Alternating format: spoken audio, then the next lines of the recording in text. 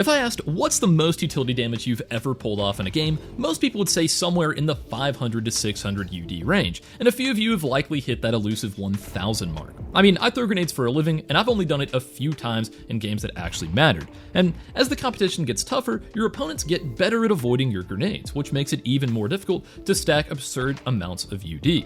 That's why my jaw hit the floor when I saw Quesarado dropped 1,250 utility damage against M80 a few weeks ago at ESL Pro League.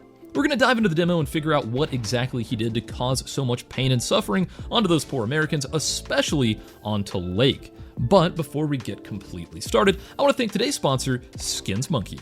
For those of you that don't know, Skins Monkey is an automated CS2 trading site that allows you to select the old skins you don't want anymore and pick out some new ones from the monkey. It's a great way to freshen up that old dusty inventory, and hey, that's not all. They have some amazing filter and selection features, as well as 24/7 live support. If you click the link in the description, you can get a free $5 and a 30% deposit bonus that becomes 35% if you use my code TACTICS on the site. Don't miss out on this offer and check out Skins Monkey today. Let's get back into the video. Now, for whatever reason, Quesarado has this weird bind that makes most of his utility on his right hand, but anytime he pulls out his rifle, it switches to the left. This completely tortures the CS2 demo player, causing all sorts of horrible animation bugs. I mean, I've tried everything to fix it, and have even considered calling a priest, but it looks like we're stuck with some wacky animations in this one, so sorry about that. Alright, so with all of that out of the way, let's dive in. This one starts off on T side, which if you play much Inferno, you'll know this side is usually more of the receiving side of the utility. However, Quesarado does a good job of inflicting quite a bit of damage on this side of Banana. As opposed to set lineups, most of Quesarado's T side damage comes from your standard reactionary HEs towards top car. Once he realized they were staying further back to avoid those closer up HEs, he started throwing them past the corner. This was a really nice adjustment from Quesarado here, making it even easier for Furia to snatch away that banana control. Now, one thing to note is they would drop a lot of extra HEs in spawn so that Quesarado could come back and pick up an extra one to keep applying pressure onto Banana later in the round. Although sometimes they'd forget, and the CTs would come scoop it up during the save. Overall, it was a fairly standard T-side from Quesarado with good reactionary decision making with his utility, but nothing too far out of the ordinary for professional CS. He's topping the server at 229 UD at half, but again, there's nothing too crazy about that. Which brings us to the CT side, where there's a bit more organization to what's being thrown. We start off with an extremely aggressive double HE stack onto the right side pocket, completely obliterating Lake before Quesarado is even able to peek him. He zips down Banana like a complete maniac, picking up an extra kill through the smoke for a complete wipe of the enemy team. In the next round, you'll see a nice spotting setup with Cello. Once Cello notices they're actually moving up Banana, Quesarado's gonna respond with an HE that yet again lands right onto Lake's forehead. However, M80 quickly slaughtered the A players, resulting in an unexpected round win for the Americans. This puts Furia in a cycle of saves and A-site finishes that doesn't really result in any action for Quesarado until the score is sitting at a very close 9-8.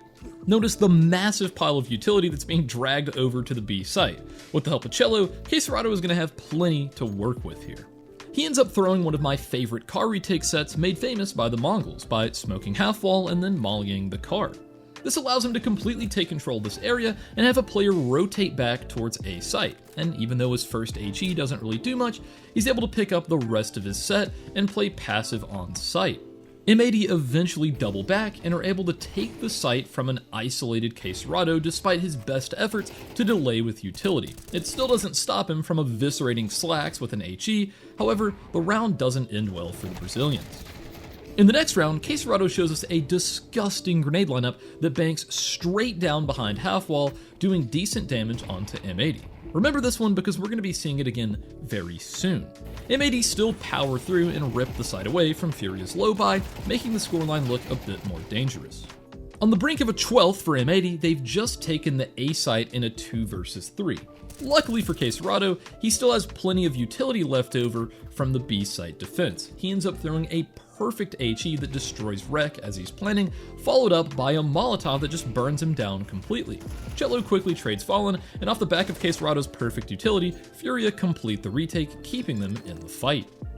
And after another failed attempt at A site, we're looking at an 11-11 scoreline. And when I said to remember that fancy lineup from before, here's Quesarado throwing it again, and, well, missing it badly. Remember, if the pros are allowed to nade themselves, so are you. And off the back of another failed A attempt, the first round of overtime starts off. Caserado is only at 580 utility damage, so you're probably wondering how he ends this game at over 1,000, and you're about to witness a pretty disgusting amount of damage in this OT. You'll notice Caserado is juggling a couple of HEs all the way up towards that B site, and even though the first one doesn't do much, he times the next one well, doing a solid chunk onto the Ts. Now, after a bit of back and forth, at a 13-13 scoreline, Furia pull out their secret weapon.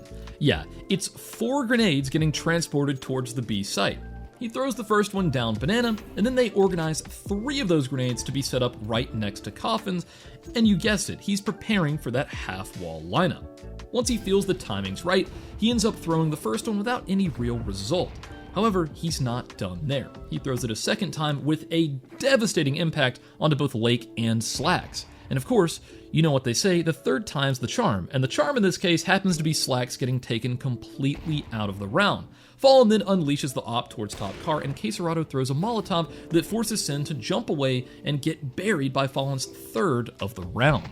Moving back over to the T side of overtime, Caserado has a new Molotov lineup to burn out logs. He pairs that up with the flash, and this thing completely cooks Lake from 100 to 0, blind for most of the barbecue. They clean up the rest of this round, no problem, continuing onwards towards that OT. That was really the only notable T-side utility moment, so once they ended up in second overtime on the CT side, Caserado is going to catch them with a juicy anti-rush HE as they're moving up. And that brings us to the final round of the second OT, where Caserado is going to be flashing for Cello to peek car, but it ends in complete disaster, with Lake getting ahead of the utility and finally getting his sweet revenge onto Caserado after inflicting so much nade damage on him throughout the entire match. M80 managed to take this round, and with it, this exhausting Inferno map. It's gotta be frustrating for Caserado to put up 1,250 UD and still lose the match. After watching this back, it's pretty clear that the main reason he had such a massive amount of damage is the sheer grenade output he had due to his teammates supplying him with so many nades on the CT side. However, it wouldn't be possible without his good decision making all throughout the match and knowing when and where to place those HEs and Molotovs on both sides. If there's anything specific to take away from this match, it's that disgusting HE lineup that drills half wall from coffins. It's a shift walk jump throw, so make sure you practice it a ton so you don't accidentally bomb yourself here. Overall, I'd still say this is one of the most impressive utility matches I've ever seen, with the majority of damage coming from pretty standard grenade throws. It just shows that Caserado has such a great understanding of the pacing and timings of his opponents on Banana. Let me know how you guys felt about this game down in the comments. That's all I've got, and hopefully you enjoyed this video and learned something new. If you did, I'd really appreciate you liking the video, and before I go, I'm going to thank all of my amazing channel members on screen right now. Thank you guys so much for allowing me to do what I love every single day, and I'll see you guys in the next one.